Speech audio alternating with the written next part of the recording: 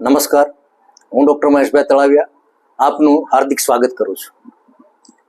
મિત્રો, એક એવી વનસ્પતિ છે જે ઘેર ઘેર જાણીતી છે. લગભગ ભારતભરમાં એ થાય છે અને ભારતભરમાં એ વપરાય છે.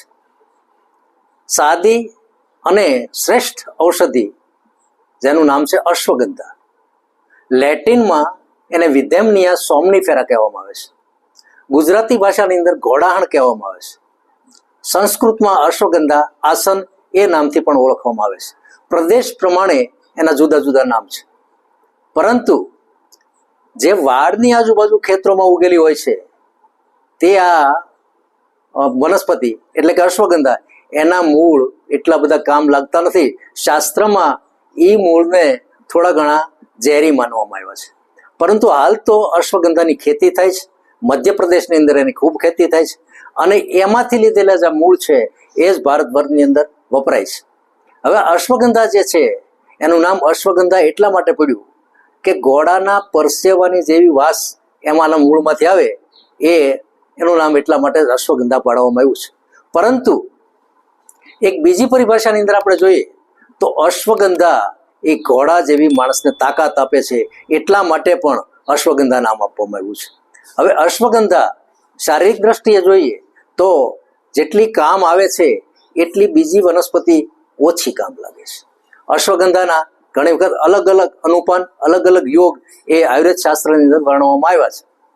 અશ્વગંધા બલ્ય છે, રસાયણ છે, નિદ્રાપેરક છે, શામક છે અને વાત નાડીઓને વધારે બળ આપે છે. અશ્વગંધાનો મૂળ ઉપયોગ ઘણી વખત વાત વ્યાધિની અંદર પણ કરવામાં આવે છે.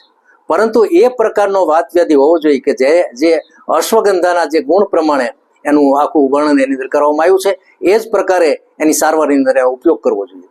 અશ્વગંધા એ ખાસ કરીને યુવાનો માટેનું સારામાં સારું ચૂર્ણ છે, જે શક્તિપ્રદ છે અને વાત નાડીઓને બળ આપે છે. એવી રીતે શુક્ર પ્રધાન પણ આખી એક ઔષધિ છે, જેનાથી ખૂબ પ્રમાણની અંદર શુક્ર વધે છે અને વ્યક્તિ તંદુરસ્ત અને ખૂબ સતેજ અને ખૂબ તાકાતવાળો થાય છે. હવે અશ્વગંધા છે એ ખાસ તો એની જે આખી ક્રિયા જે છે એ વેદનાશામક છે અને ખાસ કરીને ઊંઘની અંદર જ્યારે તમને તકલીફ થતી હોય, માનસિક અવસાદ રહેતો હોય, મનોવિકાર થોડા ઘણા હોય અને થોડા ઘણા અંશે આપણે હતાશ થઈ ગયા હોય, ત્યારે અશ્વગંધાને ખાસ યાદ કરાય. અશ્વગંધા 5 ગ્રામ સવારે અને 5 ગ્રામ સાંજે પાણી સાથે અથવા તો દૂધ સાથે લેવાથી સરસ મજાની ઊંઘ આવે છે અને વ્યક્તિ તંદુરસ્ત બને છે.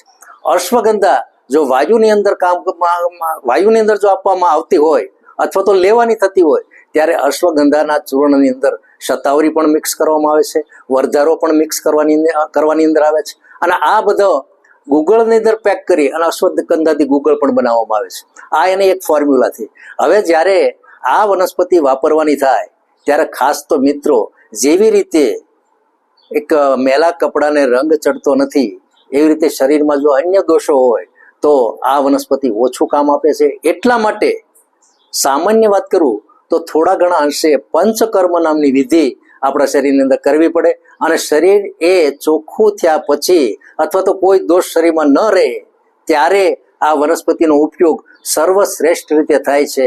મિત્રો, આચાર્યોએ ઘણી વખત કીધું છે કે અશ્વગંધાને આ લાઈફ ટાઈમ અથવા તો 1 વર્ષ સુધી દૂધની અંદર અથવા તો ગળોની અંદર અથવા તો ગળો સત્વની અંદર લેવાથી મનુષ્ય છે રોગ રહિત થઈ અને 100 વર્ષ સુધી જીવે છે.